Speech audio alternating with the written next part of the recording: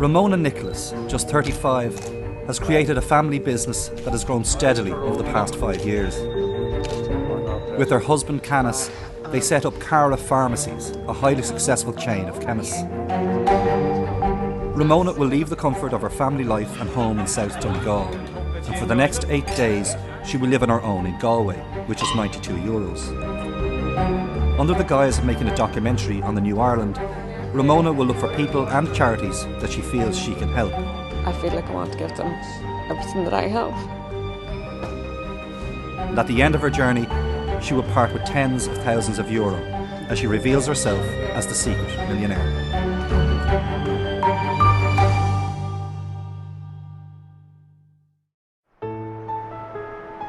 At a young age, Ramona had achieved financial success through hard work and steady focus. My mother and father would have been really hard workers. My father, basically, he worked all day, come in, had his dinner at 5 o'clock and went out again. So there was always a strong work ethic in my background. And my mother was a teacher, so she would have taught and we would have come home. But in saying that, there was no pushing us. Like Mummy would still tell a story now where she used to take the light bulb out of the lampshades at night because I was studying for too long. She would have had enough and said, right, now it's time for bed. 2 years ago, Cara Pharmacy bought its 11th shop. We set Cara Pharmacy up in 2002 and I went in and managed Donegal Town, so that was my first store. I was 24 at the time and Canis managed Bundoran. But we still had high hopes and high ambitions for what we wanted to do. It would seem so much more scary now than it did then. We just ploughed on, we knew what we wanted to do, we were going to work hard, we were going to make it work, and whatever had to be done, and that was it. Do you want to go through those people now? Yeah, sure. It is very much man's world from a career point of view. I can remember very clearly one day being asked by a colleague, another pharmacist, which one of Canis' shops that I work in, and it made me drive myself further to actually work harder to get. And it's not that you're wanting recognition, you're not wanting recognition, it's just that suddenly people have realised now that there's two of us in the business. That's cool there. My favourite dads, Orlando Bloom, David Beckham. Money's important in the sense that you don't want to be worried about money. That was my drive. 3 years ago, while still growing the business at a crucial point, Ramona gave birth to her son, Alex. He had a kidney infection from birth and he got very, very ill when he was 4 months old, and I blamed myself for going back to work early and not seeing it in him or not getting it checked early enough. And oh, that tree's fixed. That tree's fixed. I never take him for granted how grateful and lucky we are to have a healthy, happy child. The material things in life don't really matter to her that much. Her comfort zone is her family and her friends, and that's the part that's going to be difficult. Doesn't matter where she is, I don't think she's going to be strong, she's going to do whatever. She sees the best in people, so that'll not be an issue. She's going to miss Alex, number one. Is that a cup? Is that my breakfast? What I plan to do is actually leave a wee note for him every morning for Canis to read out to him, so that he is conscious that, you know, I'm still about and that I'm coming back, because I forget very easy.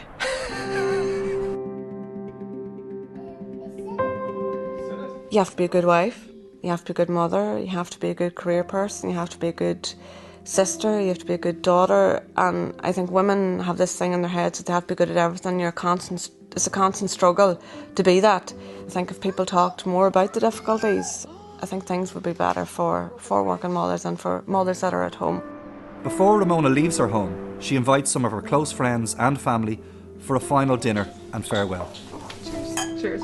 Outside her comfort zone. Ooh, I don't think she's ever been in that type of an environment before, and I remember her going on the holidays once and she stopped off in Bangkok for a few days and she didn't leave the hotel, you know. So it'll be interesting to see how she manages. All her best, and her 8 days away, and hope that she enjoys it. The day of Ramona leaving home has arrived. My lifestyle now, there's total naivety, wouldn't have a clue. And that's why I'm so excited about this, because for me it's going to be a huge challenge, and I think for me it'll be life-changing to see. I think I'd come back much more appreciative of what I have currently. All right, it'll be good for that, eh?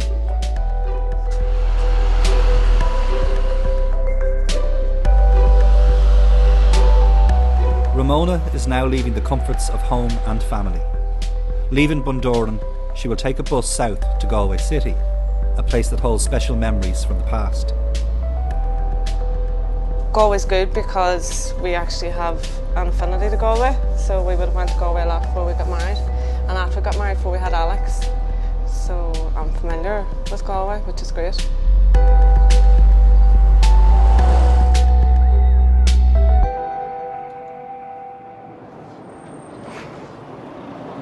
Sorry, you're not from Galway, are you? Yeah. You don't know where St Bridget's Place is or Prospect Yeah. Hill?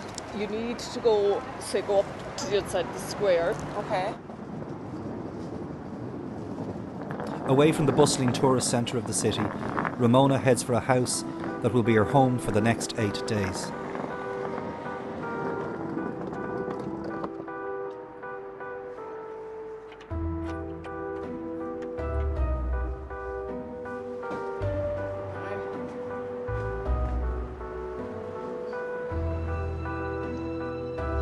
Sanitary conditions, as my father calls them.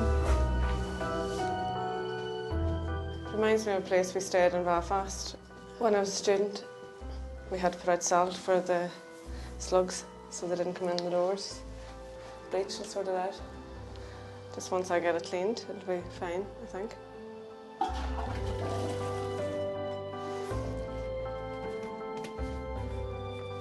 Only minutes after arriving in the house, a message from home starts to stir some emotions. How did you get that in there?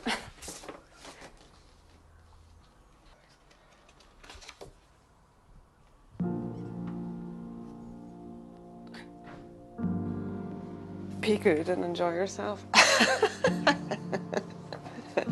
only things I'm going to do. The only reason I feel emotion at the minute is because it's the reality of the fact that it's going to be, the challenge is starting now, and I'm looking forward to this. It's not that I'm not in shock or anything, it's just the reality of what it is like.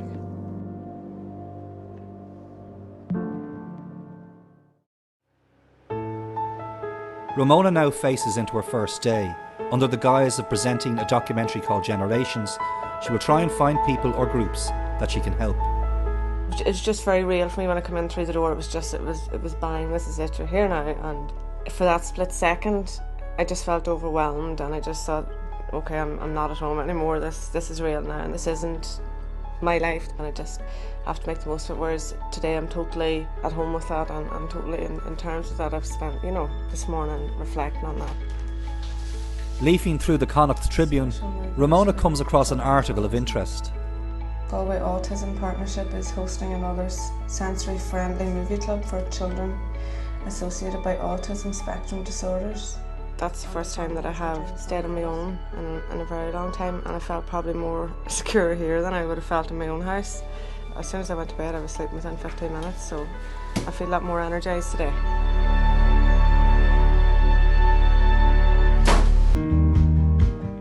Galway is among the worst areas of Ireland receiving support services for autism. Ramona wants to find out more about the Galway Autism Partnership after seeing the group's leaflet in the library earlier that week. What started out as a Facebook page is now in the early days of becoming a full-time charity. She's arranged a meeting with the women who got it all started. I have two children, Jack and Layla, and Jack is nearly, he's 5.5. Mm-hmm. He was diagnosed when he was 3. Okay. His preschool teacher had said to me, how is his speech at home? I'm a bit concerned here. Yeah. That conversation is crystallised in my mind and in my heart forever, because I just remember just this stabbing feeling going... Of fear? Oh no, because it had been niggling at me for so long. With Dylan and with John, I mean, they're perfect in so many other ways. I mean, they're quite loving little boys. Last year, Dylan is 7.5, he'll be 8 this year. And he said, "I love you" to me for the first time, and I nearly burst into tears. I'd say he eats inedible objects. He eats candles. He eats.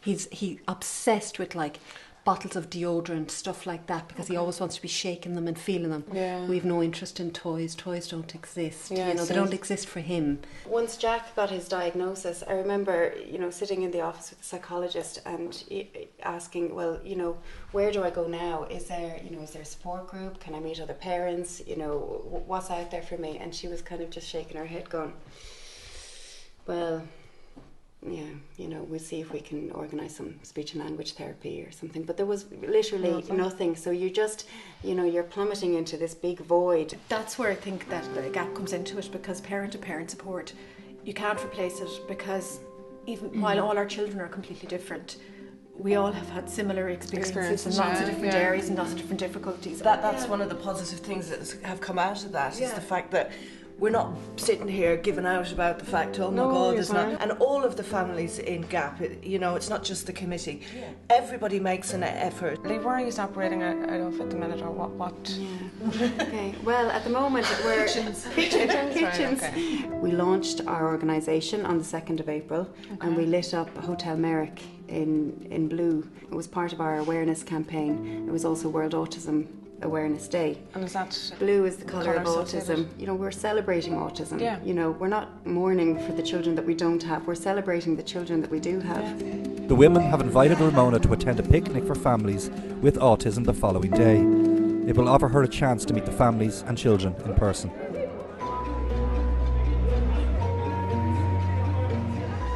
A Friday night in Galway, Ramona takes to the streets to get a picture of the city at night. She is now halfway through her time in Galway, and Ramona reflects on the experience to date. I am completely shocked at the number of people out there working. Like, I think I go to work every day and I'm doing a great job. You know, you've good days and your bad days, but Jesus, man, what those people are doing in those charities is... what I'm doing is a piece of piss comparative to what they're doing. That's the way I felt. Every single one that I went to, I felt the same about.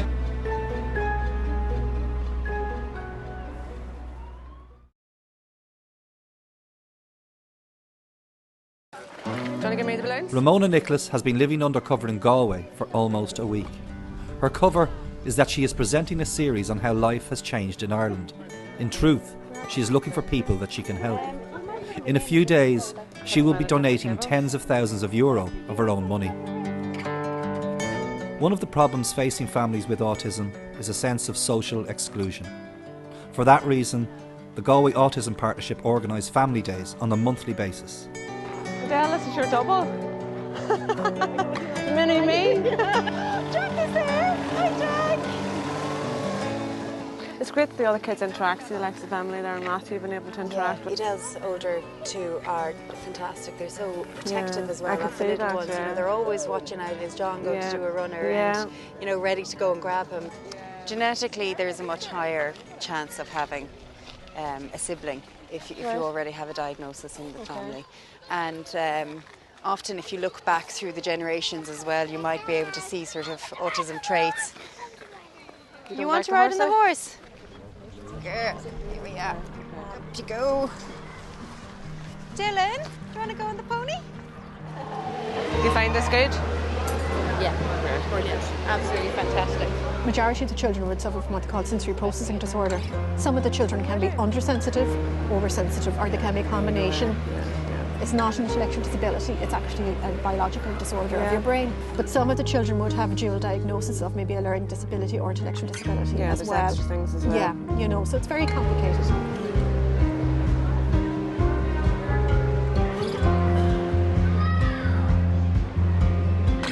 Where have you been getting the funding from up to date, and how has that been working? We've been really, I suppose, trying to fundraise ourselves. We had a booklet collection the day of the Lighted Up Blue, the day of our official launch. Going around the streets shaking our buckets, shouting for Galway Autism Partnership. Then last January, I bribed Lee and Louise to say, will we start training and will we do the mini marathon? Yeah, in June. So in June. So actually there ended up being 8 mums ended up doing the mini marathon. Would you like a balloon? Yay. Hold on. Good to see you. How are you? How do you find days like this work for you, Miriam? I like here. I really pick and choose my places. Do you? Yeah, Why? oh yeah, definitely. Because some don't work for you? Some don't work. There's only so much anxiety I can take on in and outing. Yeah. There's no hidden corners, within reason. Yeah. It's very, very safe.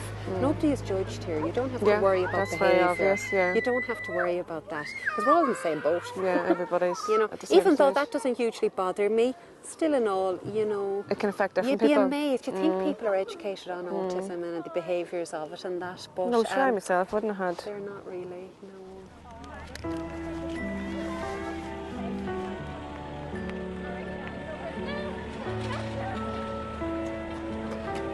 Just when just telling her story, I just felt, you know, there still is a huge stigma attached. Just they can't go out with other people, like, still. Even though they're happy and the children are happy, it's not a normal life. I suppose just, as I'm missing Alex today, it just, I don't know.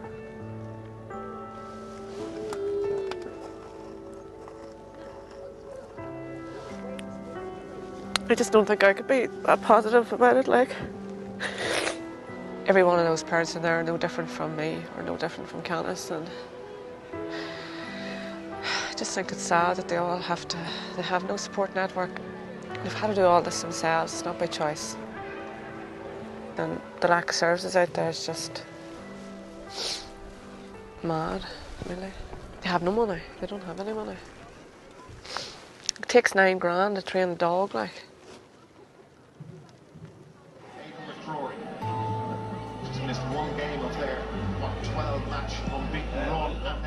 Today we've revisited GAP, and it was my first real interaction with children that suffered on the autism spectrum. So before I'd met the mothers and I'd seen everything from their perspective, but now I've seen the families, the whole bigger picture, which I hadn't seen before. It doesn't just affect one person, it affects a whole family unit. And you can see that, and I'm beginning to see it on our second visits with each of the charities. It's the end of Ramona's stay in Galway. After a long and busy week, she has some difficult decisions to make. Tomorrow, Ramona will give away thousands of euro of her own money. My head's all over the place, to be perfectly honest. Yesterday I was very sure of what I wanted to do. Today I'm going to have to take time out and reflect. I want to think about it logically in terms of how I can make a difference and how my contribution will actually make lives better for those people that are in there at the place that I visited. Now at this particular time I'm envisaging speaking to the person that I'm going to make the difference to, and I'm so looking forward to that and the reaction. I feel it's really interesting that no one has asked any questions and nobody has asked anything really about me, which is great. It's made my job really easy. The difficult job now really is deciding what direction I'm going to go in.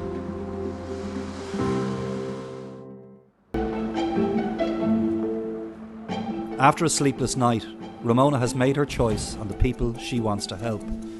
She has told them that she wants to film a final goodbye, but in reality, she is about to donate thousands of euro towards their causes. The amount is what has been difficult as well, to decide who to give what to. What I've tried to do is try to make my decision based on who I think the funds will make the biggest difference to, short and long term. Ramona's first visit is to the women behind the Galway Autism Partnership, a group that has impressed her from the start of her journey. Thanks, girls, for meeting up with me. It's been a whole big experience for me. I have learnt an awful lot. How did you feel yourselves? Part of our goals are to try and raise awareness of autism. Yeah. You know, the spectrum is so broad and so varied. You know, just we want a little bit more public understanding, I suppose, of the condition. Well, I haven't been entirely honest with you. This is not my scene at all. I manage shops all day, every day. So really? Yeah. I'm just shocked at what you're saying. Okay, so the bottom line is, anyway, I have decided that I'd like to make a donation to you, in the hope that you can use it. Oh my God. Towards building the whole charity. I feel personally very connected to the charity. Thank you so much. And thank you very much. I don't think we can say that. Totally, they're speechless. Absolutely completely speechless for once. I wasn't. I had no idea that was coming. Gosh. Yes, thank you. I think they're in shock. I've made the right decision. It's gone to the right place, and I do think they'll use it. They're smart. They'll use it wisely. I did in this journey. That's what I was going to end up doing. I'd laughed at them and told them to catch themselves on. I feel I've gone through life with blinkers on. Very narrow-minded, just tunnel vision, my world end off. I feel I've been given a wonderful opportunity to see so many different areas, walks of life that I never would have been given that chance to do so before. I feel things that I may have been concerned or worried or stressed about before are only minor comparative to what some of the people that we've met are going through. And I just realise that what I'm doing every day is simple, and the life I'm leading is so different to those people that we've seen over the journey.